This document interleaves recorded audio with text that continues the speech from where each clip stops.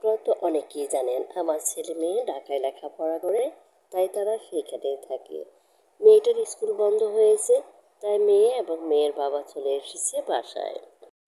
এদিকে ছেলেটার ভার্সিটিতে পরীক্ষা চলতেছে, তাই ছেলেটা একাই রয়ে গেল ঢাকাতে। এখন রমজান মাস, ভোর রাতে তো খাবারটা বাইরে খাওয়া সম্ভব না, তাই তাকে বাসায় রান্না করতে হচ্ছে। গত 2 দিন মাছ ভাজি করে খেয়েছি। আজকে বললাম ফ্রিজে যেহেতু কবুতরের মাংস আছে, এটা বের করো, এটা বের করে রান্না করো। মাংসটা বের করলো, কিন্তু মশলার মধ্যে জিরাটা আছে কিন্তু রসুন এবং আদা নেই। যেহেতু ব্লেন্ডার মেশিনটা নষ্ট হয়ে গেছে, তাই বললাম তুমি এখন রসুন এবং আদা দুইটাকে ছেঁচে নাও। এরপর সে আমাকে দেখাচ্ছে পরিমাণ কিভাবে করতে হবে, বারবার জিজ্ঞেস করতেছে, আর আমি সব কিছুই বলে দিচ্ছি। ছেঁচার কাজটা শেষ, এখন সে লবণ দিয়ে দিচ্ছে, আর লবণের পরিমাণটা আমাকে জিজ্ঞেস করে দেখাচ্ছে, এরপর দিয়ে দিচ্ছে লবণ, হলুদ, মরিচ। এরপর দিয়ে দিল রসুন বাটা এবং আদা বাটা। এরপর বললাম পেঁয়াজ দিয়েছো, বললো যে পেঁয়াজটা আমি কাটি নাই। বললাম ঠিক আছে, তাহলে 2টা পেঁয়াজ নিয়ে নাও।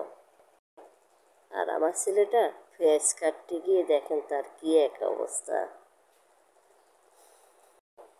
চোখের পানি ধরে রাখতে পারছে না। একটা কাটার পর কিছুক্ষণ আমি বললাম যে কিছুক্ষণ বসে থাকো, এরপর আরেকটা কেটে নিও।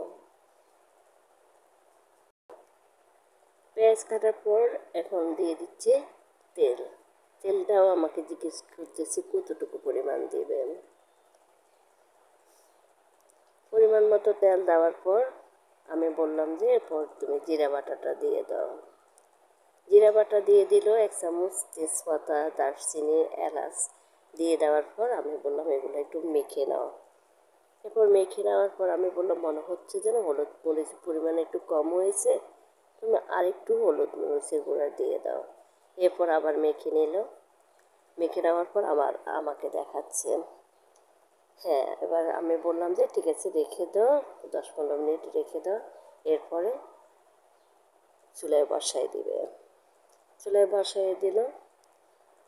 বসাই দেওয়ার পর ভালো করে নেড়ে চেড়ে পানি দিয়ে দিল। মাশাআল্লাহ, কালারটা অনেক চমৎকার হয়েছে এবং খেতেও নাকি অনেক সুস্বাদু হয়েছে। ভিডিও কলে থাকা অবস্থায় আমি স্ক্রিন রেকর্ড করেছি, ছেলে সেটি বুঝতেও পারেনি।